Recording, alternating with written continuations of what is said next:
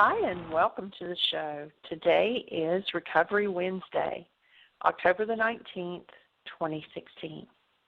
And our calling number is 516-418-5786. Press 1, and that puts you in queue to talk to us. And we would love to hear your comments and your questions because that makes this your show. Welcome, Michael.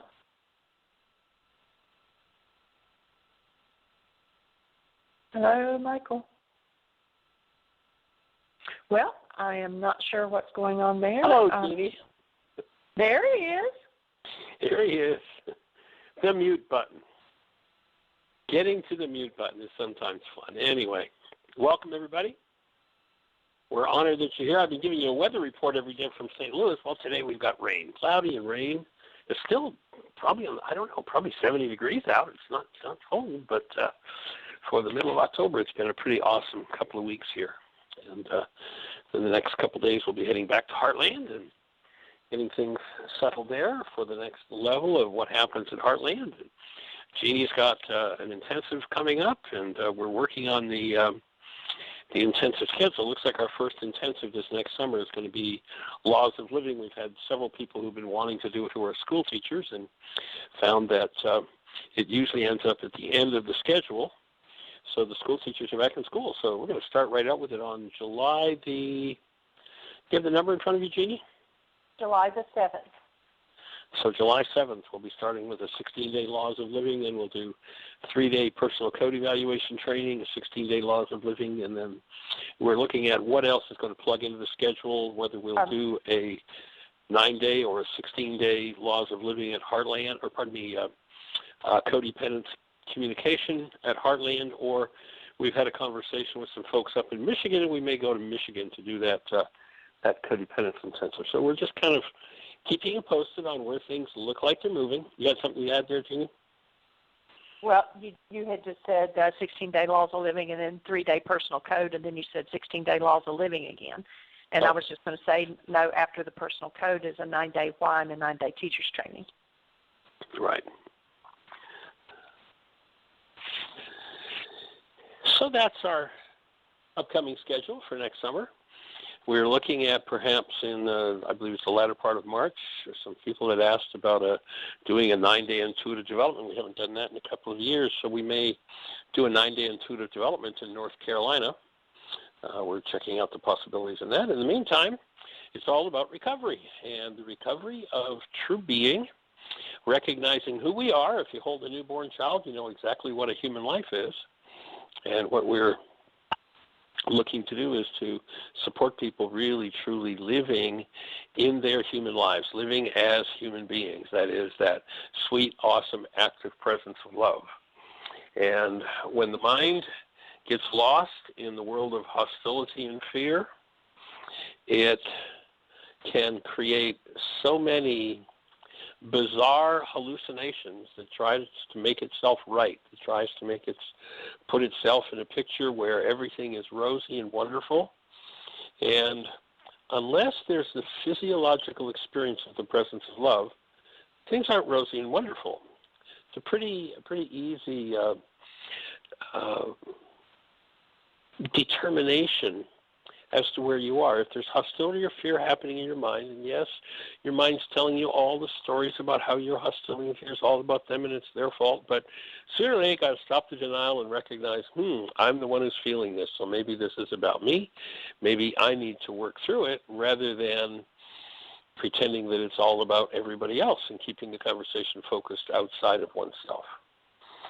And when one does that, it can take all sorts of states of mind. You know, if we listen to the political games that are going on today, we hear about how the election's being rigged and it's all somebody else's fault. Got nothing to do with what I've admitted doing and what people have caught me doing. And, you know, I mean, it's just the ability to rationalize. In fact, there's a quote, Robert Heinlein wrote a book called Stranger in a Strange Land. And in that book, he writes, the human mind's ability to rationalize its own shortcomings into virtues is unlimited.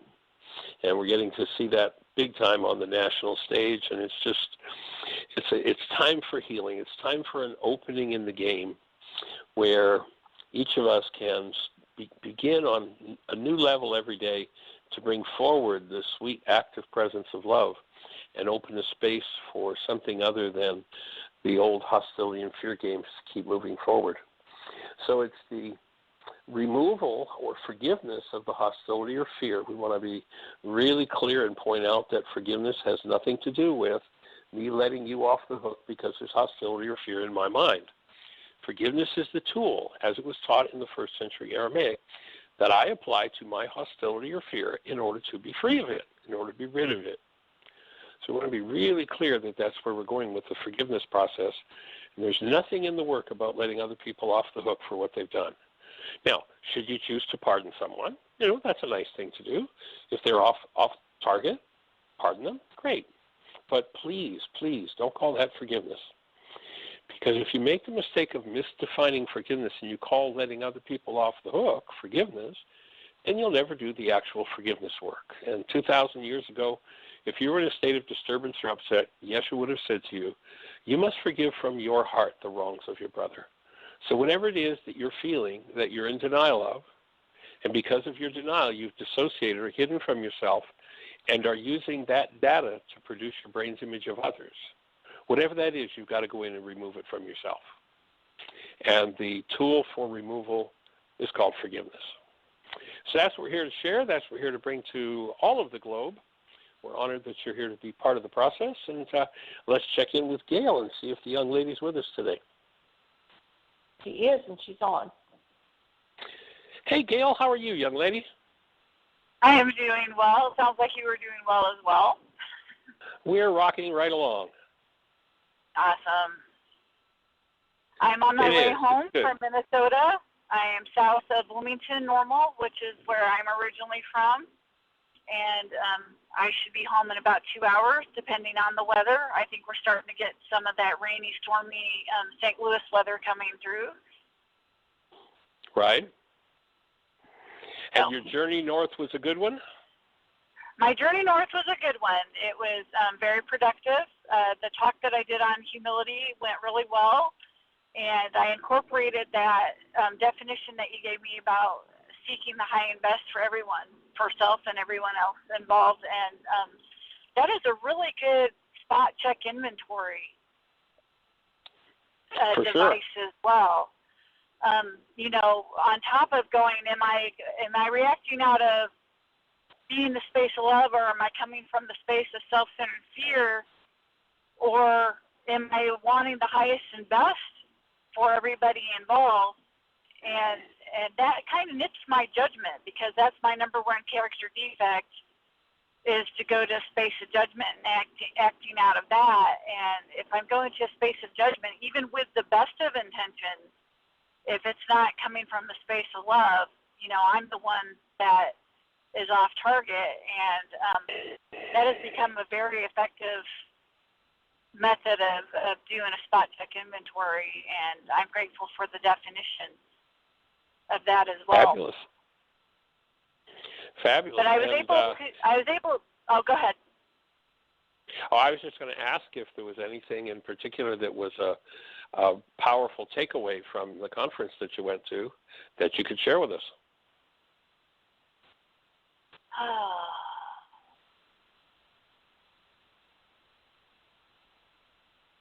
Well, I can. I can. Something that you had mentioned in the past, about 12-step groups, especially Alcoholics Anonymous, how we start to abstain from alcohol, and then all of a sudden, poof, there's the coffee, there's the sugar, there's the donuts, there's the cookies, and the people going out to smoke. And, of course, I had made the choice to abstain from sugar after I detoxed out Heartland, and I was maintaining that. And guess what happened? You say I was maintaining that? Does that mean you got challenged up there? I actually have continued to maintain that. Congratulations. That abstinence from sugar, yeah, but it was an awful challenge. It was quite the challenge, because when I walked into my sponsor's house, here she's laying down all these little bowls of mini chocolates all over the house. And then I asked her what we're eating, and she said, we're having turkey and ham sandwiches for lunch, and we're having goulash for dinner. And then I'm like, well, I can't eat that. I've chosen to become a vegetarian, aiming for fresh and raw vegan. I can't have that, or I choose not to eat that. And then there's the cake. There's this big cake. And I was in a space of being in a spiritual condition because all we have is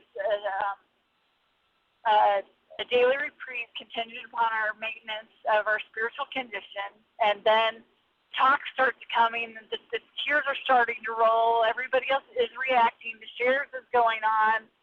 And I am allowing myself to be touched, and then of course I'm in a becoming to be vulnerable, and I want to medicate with sugar. And I did have a food meltdown, and I ran to my room and shut the door during break, and I called Tracy, my accountability partner, and I'm like, you know what, I need to step up my game here. You need to become my sponsor because I don't know anything about OA. You know, I could do the steps as far as AA is concerned, but you know more than I do, so I'm going to humble myself and ask you to be my sponsor and guide me through this, because as soon as I touch one of those little mini candy bars, I'm going to eat the whole bag. I touch one piece of cake, I'm going to eat half the cake. And that's how I am with sugar. And I knew that was going to be the case, and I wanted to stay with the feelings that were coming up so I could address them in either an inventory process or a wake-up sheet process and allow that to flow through. And I knew that as soon as I touched that, I was going to squelch it and stuff it back down. So that's what I took away from the conference. I mean, that Very is a powerful. huge amount of growth. Yeah, it's a huge amount of growth to walk away from those kind of temptations. It's like an alcoholic going to a bar and their favorite drink is being served, and people are able to, you know, have that conviviality and that fellowship and that connection. And so yeah, I stay clean. I stayed clean. Stayed to my eating plan. I was able to go to the store and get some fresh fruit, make smoothies, get some black bean burgers, and stay on course with all that, with that commitment to myself. Congratulations, and you make a really powerful point when you found yourself getting weak, that you were able to call someone who's been there, done that, and ask them to help to hold you accountable and guide you through it. And, you know, that's not something we've put a lot of focus on. We do suggest a partner. But perhaps we need to put more focus in that direction, because if one's trying to do it alone, the mind can come up with so many rationalizations why, well, just this once won't hurt anything. Well, you know, it's not that big a deal, and on and on and on goes the story. So the encouragement for everyone to have an accountability partner for your worksheets that you stick to and you do the program that you say you're going to do, and that the work is an ongoing daily process. You know, in the video, which we talked about a few times, thank you for sharing, very, very powerful about recovery. And, you know, there are several cases where you see somebody just teetering and ready to fall off the wagon, and they're able to return from the precipice with the support of someone else who's committed to their healing, to their wholeness. So that's pretty cool. And when we can commit to another's wholeness as well as our own, it becomes a powerful gift to give that other person. Agreed. And we've also, the Laws of Living ladies that have committed to talking to each other every morning at 6:30 to 8, you know, on that conference call, we become accountable to each other. And then I've also, you know, I've paired up with people that have, you know, our individual needs as well. And so that call has been very powerful every morning. I was just first on it. I had been skipping over them because I've just been so tired, all the traveling and stuff. And I called in and said, hey, I need to go back to sleep, or I need to get some more rest before I get back on the road. And today was the day that I was able to be on it for at least a half hour and go through the mind goal management worksheet. And I very much missed those guys or ladies on Sunday and Monday through this process. But it's great to have a group as well, and a set time and space to be accountable to others too has been very helpful.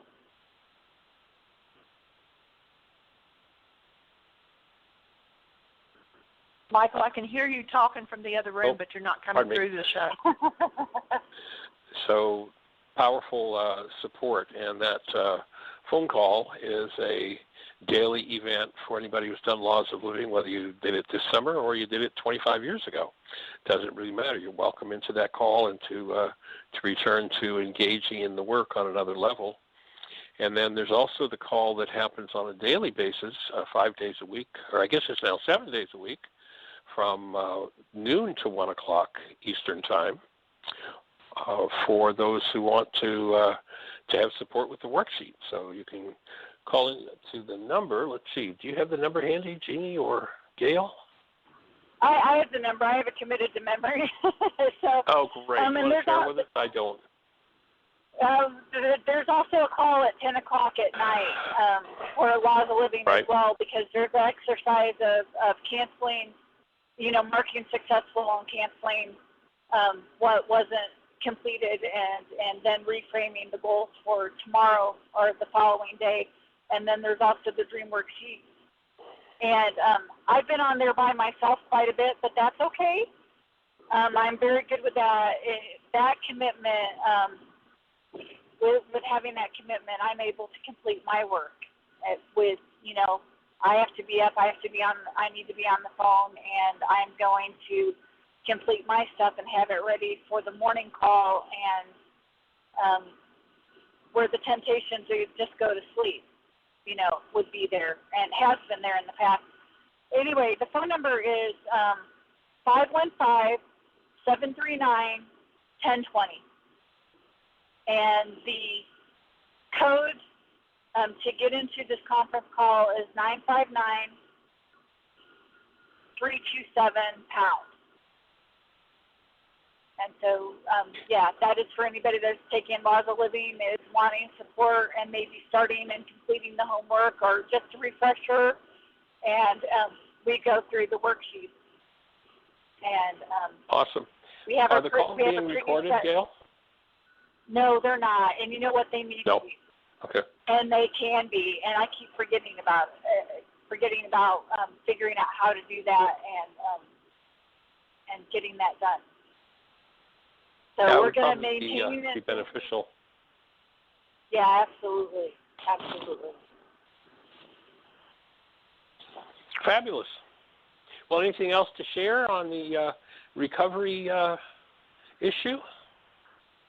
Well, another thing that I did while I was up there, besides going to all the meetings that my sponsor goes to and communing with Sister Pigeons, I did another official inventory for 4 steps, and looked at resentment, fear, sex conduct, and harms done to others, and talked about it with my sponsor Sunday night.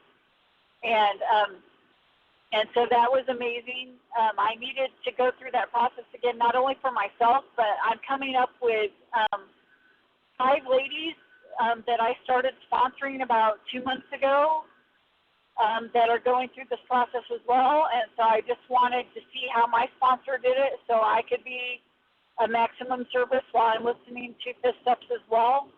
I wanted to make sure that, I just wanted to lead by example, and that was a very powerful process to go through.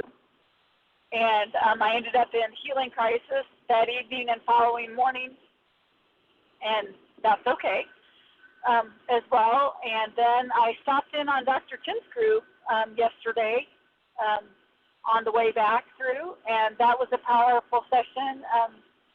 So I appreciated being able to meet up with people that I've met in the past And when I was through there again, and I stayed at a lady's house that I went through codependence to interdependence with, and she's got a lovely home. I'm grateful that she opened up her home to me to allow me to get some sleep before I started on the road home. And so it was very healing and a lot of powerful recovery happening on both ends of the spectrum, both the 12-step and in the Aramaic forgiveness process as well. So, and for all that, I am truly grateful.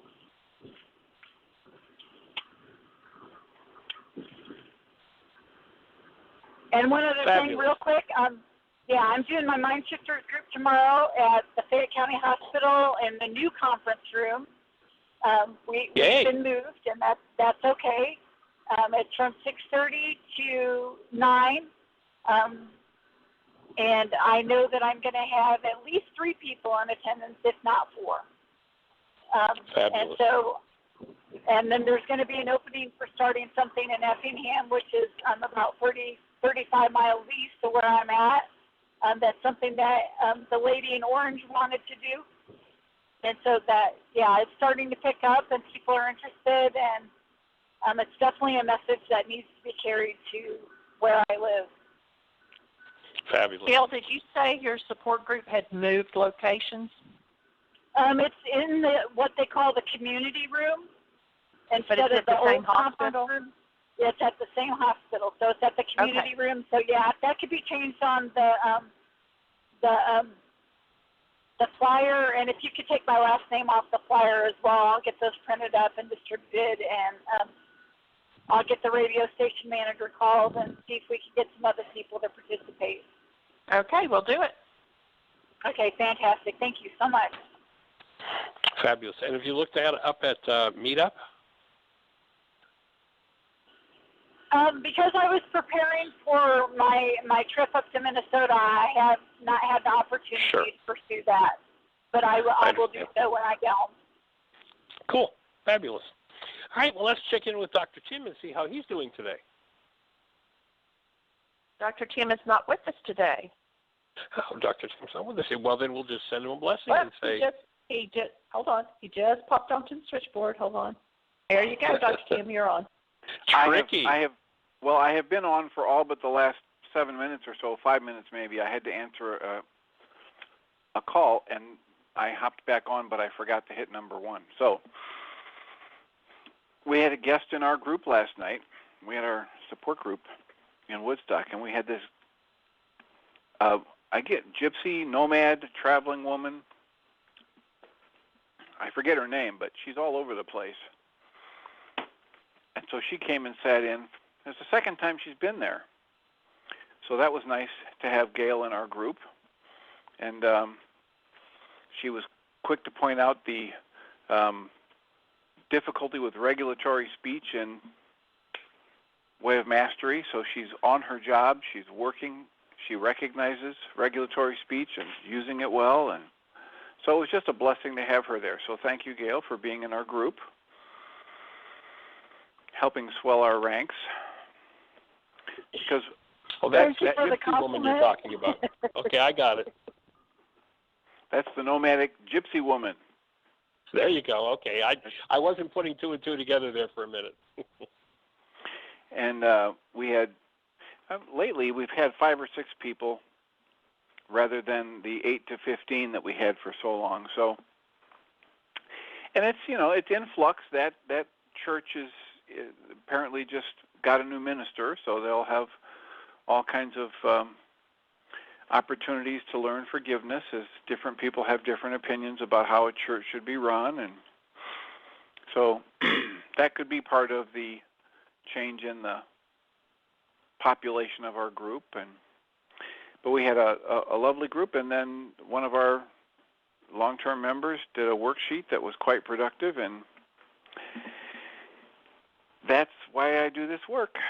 The worksheets are changing my life for the better every time I do one, and demonstrating to me over and over again that when I have an upset, I can pull out a tool and apply it to myself, and I can feel better even when nothing outside of me has changed. Everything has stayed the same.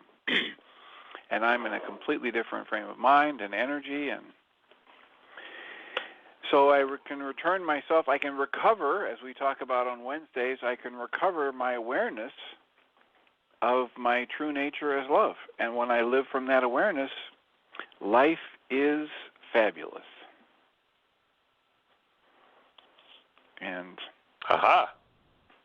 I had the opportunity to meet with somebody this morning that I'd never met with personally before, and was discussing that very thing. And I saw the light bulb go off, and she's going to take a look at it again and keep exploring the possibility that responsibility is a tool she can pick up and apply to herself. It's not guilt and blame and shame. It's a tool.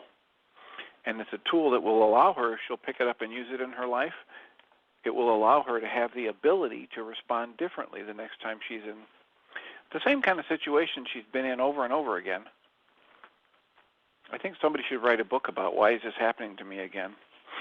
Because people we'll have keep to look asking. into that. Yeah. How's that rewrite coming? Slowly, but it's moving. Well, I was talking to somebody who's got a daughter who is the head librarian in a prison. And I said to her, well, when Dr. Michael Ryce gets his book rewritten, we'll have to get some of those books to your daughter to put in the prison's library. Because the prison has a system that says in order to get released after they've done their time, people have to have at least the equivalence of a GED and some other educational requirements. And so that's why her daughter loves working there, because she's actually working with the people who want to improve their lives as they get ready for going back into the community.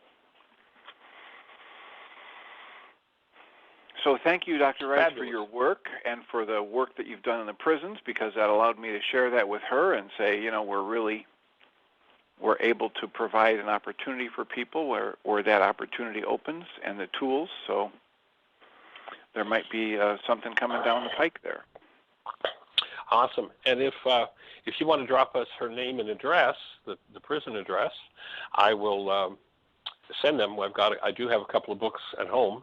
When we get back there in the next few days, I'll send her a copy, so she's got at least one copy there in the prison for a loaner. All right, I'll explore that with her mother when I meet with her next Wednesday, and we'll see if we can't get a name and number for you. Fabulous, fabulous. All right, well, let's check in with Jeannie and see. Let's see, we've got about 30 minutes left, so we've got lots of time for conversation about recovery, about forgiveness, about this whole process of internal healing and shifting the energy dynamics in our own physiology, our minds, our emotions, our relationships, finances, everything all the way around. So, Jeannie, is there anybody out there with a hand up in the phone queue or anything happening in the chat room or email? We do have a hand up, and it's 678. You are on the air. Is this Donna? No, I mean, 678? yes, and You pressed 1, so your hand went up. I don't remember pressing 1. I was walking back and forth. Unconsciously, huh? I am Well, enjoying it must the be dialogue. one of those things that's just meant to be. I'm enjoying the dialogue. That's all that is. Fabulous. I'm complete. Fabulous. Well, any questions? Anything we can do to support you today? No. At this Seeing moment, as how no. you're unconscious, put your hand up. I suppose I just wanted to say I'm enjoying the dialogue. And that's what I was thinking mentally. So now you know. Fabulous. All right. Blessings. I'm complete. All right. Well, I have Gee? a thought to share from the group last night. Oh, go for it. We had two different people who, when they did their worksheets and they clarified the target, the thought they were using to create the emotion, the goal, and they canceled the goal and asked to be shown the hidden part of their mind, the image that came to their mind didn't seem to have any relevance whatsoever. And in part of the pattern that I use to talk people through when they're going through that release, I often say, just trust the process.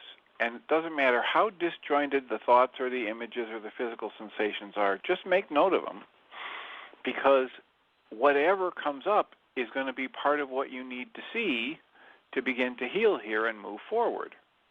Well, after the release, and the person who was doing the worksheet talked about what came to her mind, she said, but this is irrelevant. I just don't see how this is relevant. And then she talked about it, and the more she talked about it and told us what was happening at that point in her life, the more she saw very clear relevance to the worksheet she was doing last night.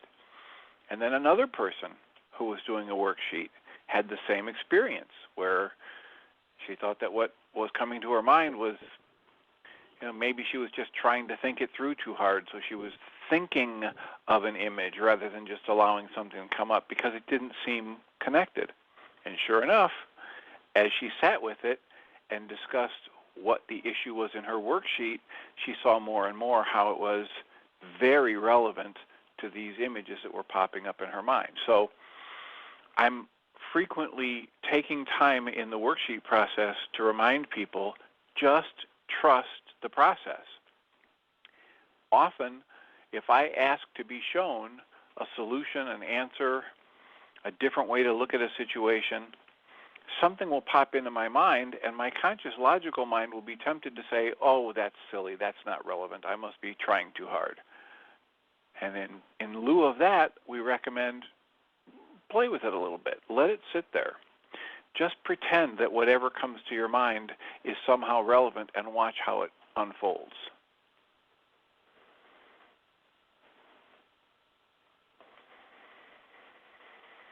And unfolded,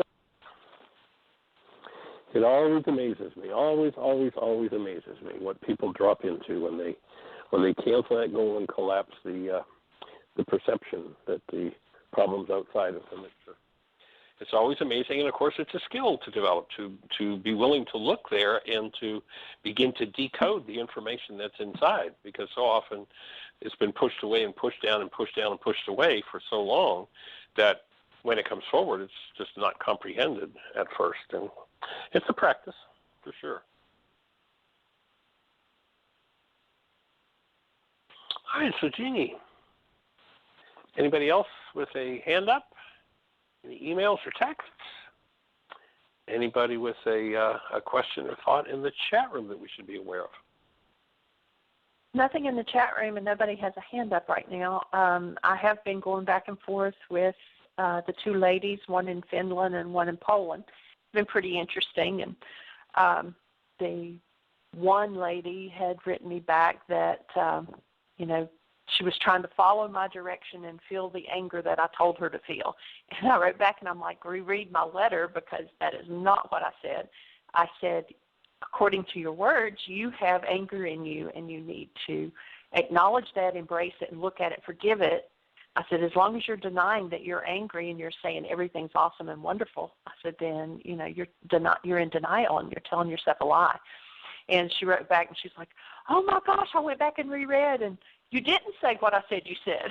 And so it was kind of comical to get her response. But then she was beating up on herself. She was saying how stupid she was, and she felt terrible. She was ashamed, and just several other adjectives. And so I wrote her back again and said, be gentle with yourself. This is a new wording. It's a new skill, and you've spent 29 years developing the pattern, and so it's going to take time to undo it. I said, however, there may be a clue in your own words who told you you were stupid and that you should be ashamed and that you were guilty and you were bad because you didn't understand something. So I haven't heard back from her on that yet. And then the lady in Finland, I'm actually having a little challenge there, and I'm hoping she seemed to take my last response really well. I told her, I said, please breathe and be open as you read my response. And so she wrote me a quick one at first, and she said, I knew by your subject line that it was coming. And she said, so I'm going to sit down and read it. And then she wrote me back another one. And her power person is her mother, and it's really challenging getting her to see, in one sentence she'll be talking about how evil and all of this and bad and wrong that her mother is. And then in another paragraph, she'll turn around and say, And I remember when my mother told me I was evil and bad and all this, and I'm like, can you not see that you're doing your power person stuff? What you're doing is exactly what you say you hate that she did to you. And she wrote back and basically said, and so it was perfect. I hadn't finished rewriting to her, and so I used your quote from The Stranger in a Strange Land because she wrote back and she said, I don't buy what you're saying. It's not the same thing. I have been forced, to listen to one who thinks they know best. And she goes on and then she talks about how she knows best. And it's like, and she started writing in capitals, and I said, are you yelling at me now? And, you're resting playing Joan the Baptist here. I am, I know. And then I told her, I said, I'm smiling. I said, this is how our mind works. We see the faults in others so easily, and we give the behavior a different name when we do it. I said, and I'll use me as an example and give you time to breathe. For me, it was bullying and abusive when they did it to me, but then when I do it, it's my protection and survival. And that's a lie that we tell ourselves. There is a great quote from The Stranger in a Strange Land, written by Robert Heinlein, and it says, the mind's ability to rationalize its own shortcomings into virtues is unlimited, and I am no exception. We all do this, but that doesn't make it right. And so it's, I hope that she can hear me.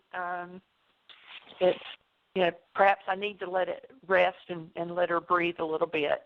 But I told her, and she was talking about, her mom does this and that to her, and then her mom does this and that to her brother and his wife and to her sister and her husband.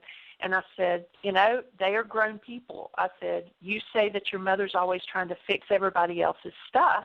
And I said, that's what you're doing here again, is you're stepping in and trying to take care of your brother and your sister and their spouses. And I said, they're grown people. I said, what you need to take care of is what's going on in your mind and take care of what it brings up for you. And so, hopefully she will hear. A great way of avoiding one's work is to say, but I have work to do over there. Not in here, it's over there. That's where I really need to work.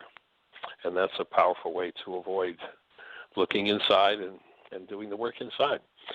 Again, and you might suggest to her watching, although it might be a little too intense for her, knowing her, but that film and why the necessary daily work is required and how deeply the denial. I mean, there's a gentleman there in the movie. The movie's entitled Thanks for Sharing.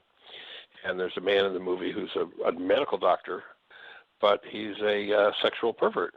And he is just so full of himself and so able to rationalize things into, but this is okay. There's no problem here. I have no problem. It's they who have a problem. Until finally, he literally loses his job over his perversion, and once he finally crashes, then he starts to look, and you just watch him now start to move into recovery, everybody around him, whereas before they're all turned off and pushed away from him because everything's so phony, you just see people rolling their eyes. And once he hits that bottom and says, okay, I am now going to stop fooling around and get to work, it's a really powerful demonstration of shifting that around and supporting and willing to be supported in the healing process. It's an interesting challenge.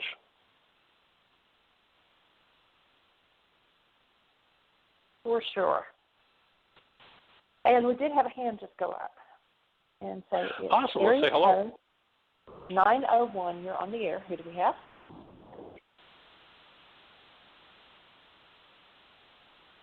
.901, you're on the air. Give us a name. Where are you calling from?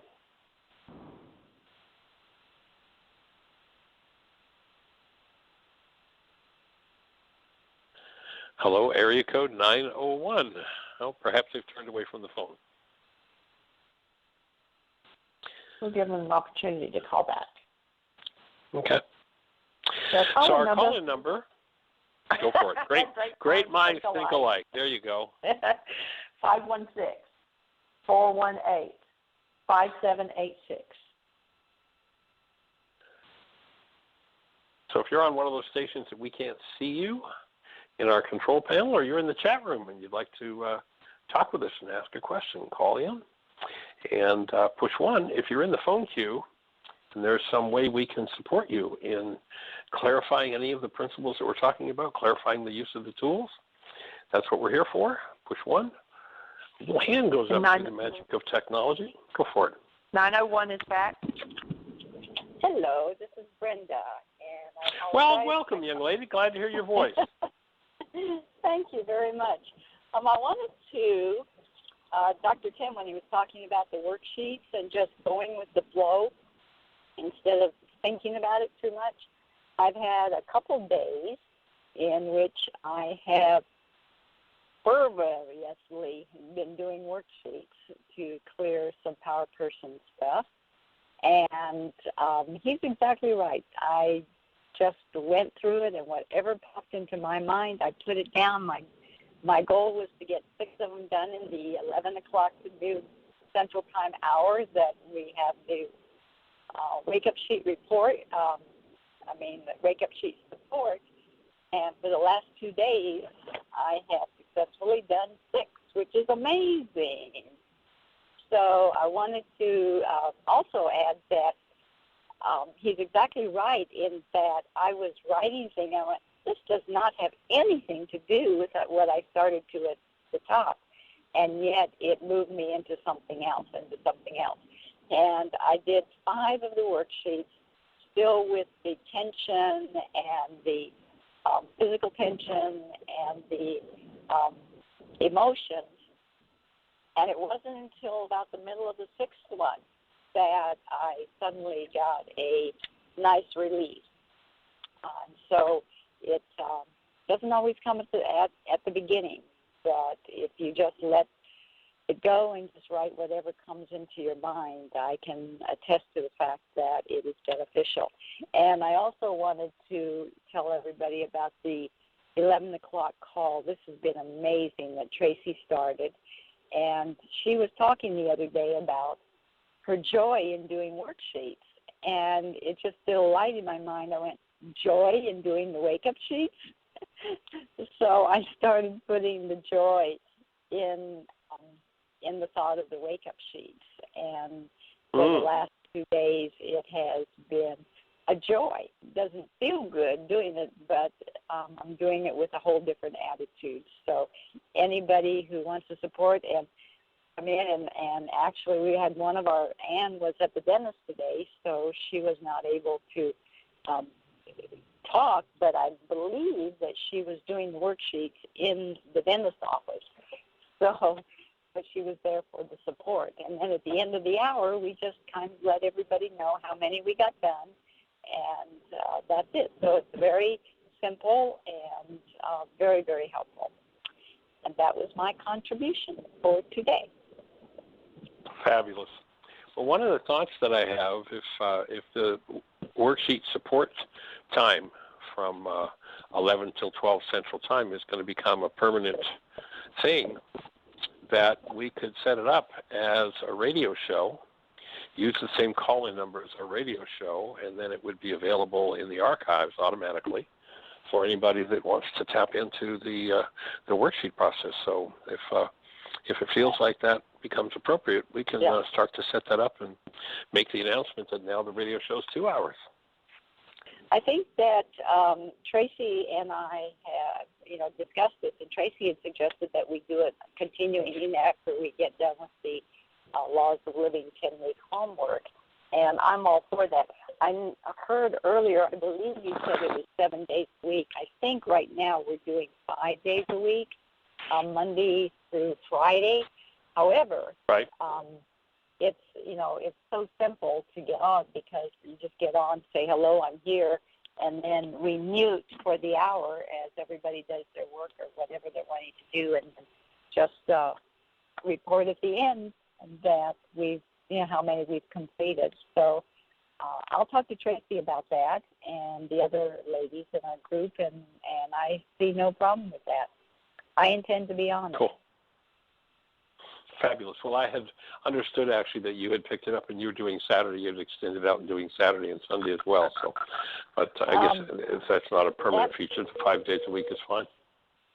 You know what? I probably did say that, and yes, I will. Let me work with that, and let's do it Monday through Friday right now, and let me see how Saturday and Sunday do on that. Hello? Michael, I hear you talking, but not through the phone. Okay. You don't hear me through the phone? No, I can hear you. I can't hear Michael. Talking to me. And I was asking the question about your support group in Memphis. I think we just lost somebody. Okay. You still there, Brenda? I am still here. I do not have a support group right here in Memphis. Hang on one second. No. Okay. I'm trying to get into a gate while I'm talking to you. And they're not quite getting me. I don't have a support group, but it's in the making. It just hasn't started. Awesome. It's Bernie. Bernie. Okay. I don't understand this. He usually doesn't have a problem. Anyway, I don't have one right now. However, it is my intention to get them started probably not until after the 10 weeks of LOL is over, just because of my schedule of other things that have to be accomplished.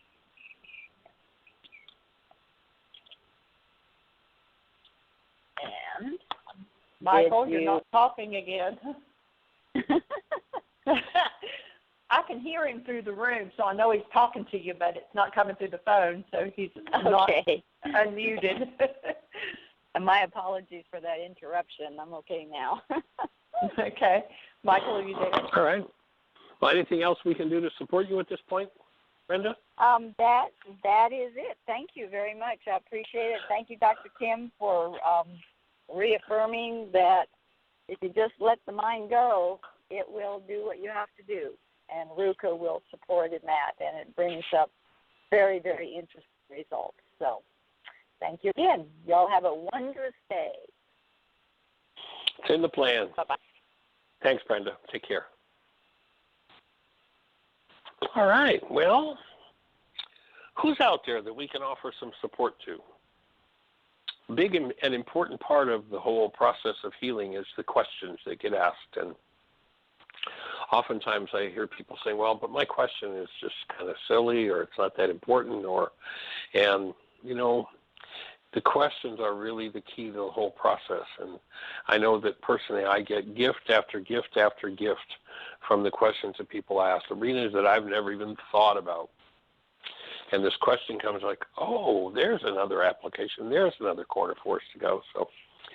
So if you are in the phone queue, and, let's imagine that Jeannie, Dr. Chan, myself, Vernie, Gail, had been doing a presentation in your city at your local library or university or church or whatever.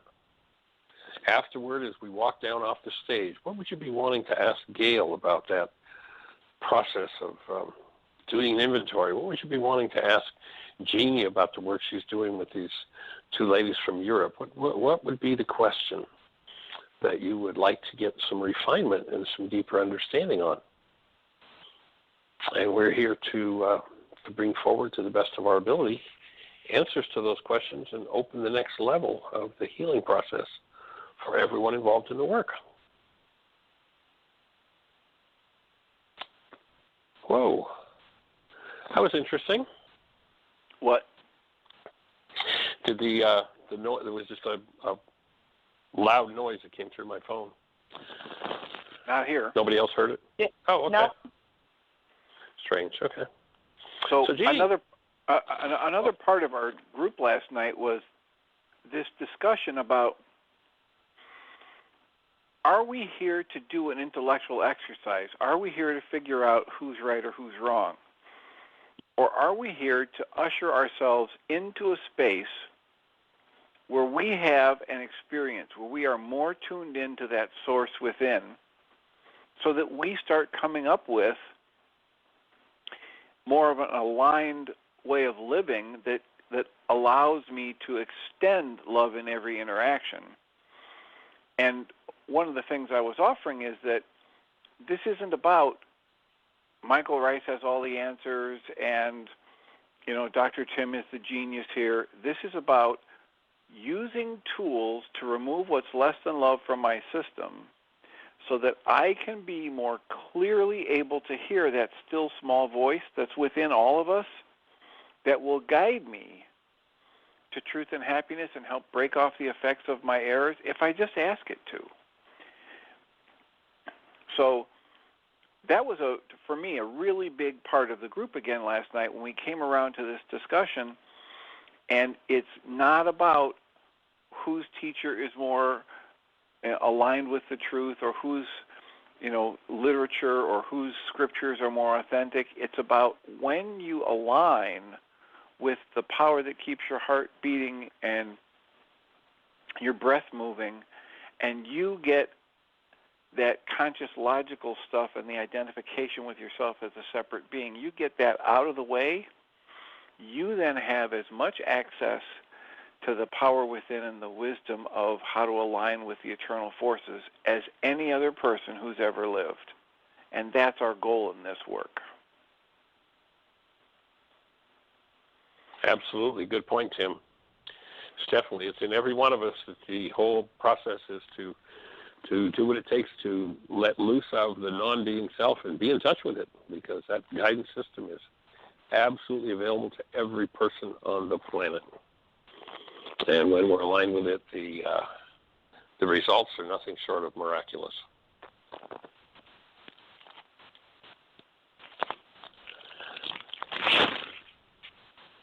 So, Jeannie, do we have anything happening in the chat room? No, it's all quiet. Nobody has a hand up.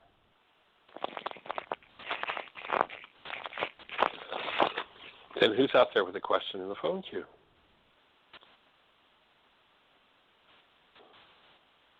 If you push 1, you're next in line. No waiting. Here we go.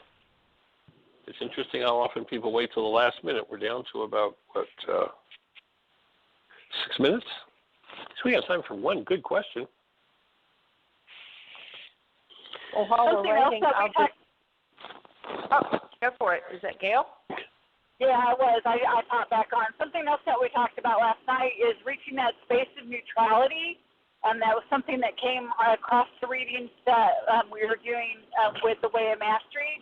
And we were talking about what that feels like. And it's also a promise in the Big Book of Alcoholics Anonymous under the 10th step, which is that we continue to take personal inventory, and when we're wrong, promptly admitted it, that we're able to reach a point of neutrality with alcohol. And also, I've noticed, and I have gnosis of, meaning experiential knowledge of being able to reach points of neutrality with my experiences with other people and other experiences that would, a lot of rage or hostility or fear would come up. Being able to reach that space of neutrality is a gift. And so I wanted to add that as well.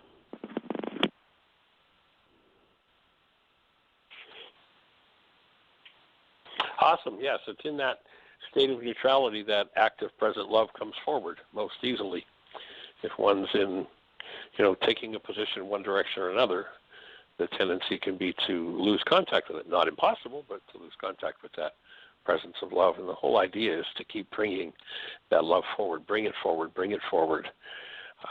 Let go of the perceptual mind and the blockers and the blinders that it puts on us, and stand up and speak up into the truth of being, the truth of who each and every one of us is, and to hold the space for that truth to show up, even when it looks most unlikely. And of course, when I'm looking at someone else and my mind tells me that it's most unlikely that love will show up in them, they have become the symbol of the part of my mind where it's most unlikely that love's going to show up. I literally create a body that I call them out of that part of my mind. You know, there's a wonderful lesson in the Course in Miracles that says you live by symbols. And a body is nothing but a picture resonated or generated by the mind that is a representation of whatever energies are at the root of it.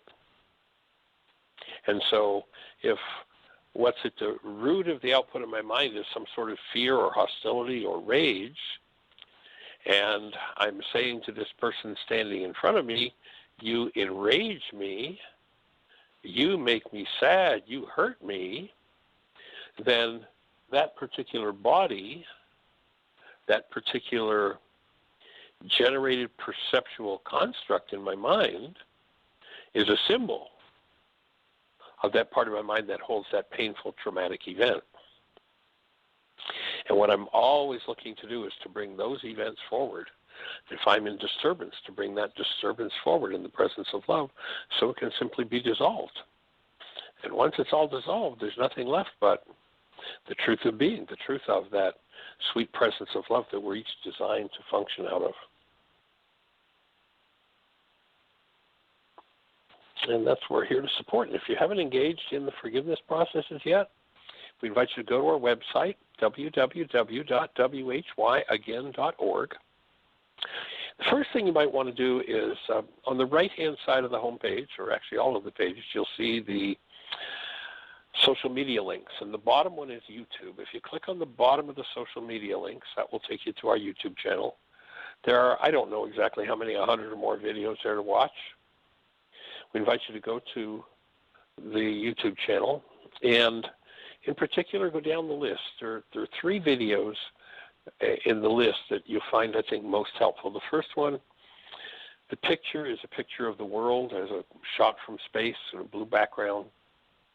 And the title of that video is ACIM, What is the World, What is Forgiveness? I want you to watch that. That will help to build a lot of brain cells for the direction we're going with this work. And to recognize how we can live in hallucinations, that is, things that are going on in our minds pretended to be about someone else. And that forgiveness is what collapses those hallucinations so that we have the ability to be able to get the truth. And so that's the first video we suggest you look at. And then the second one to look at down the list is a picture of my book, Why Is This Happening to Me Again? Blue and red.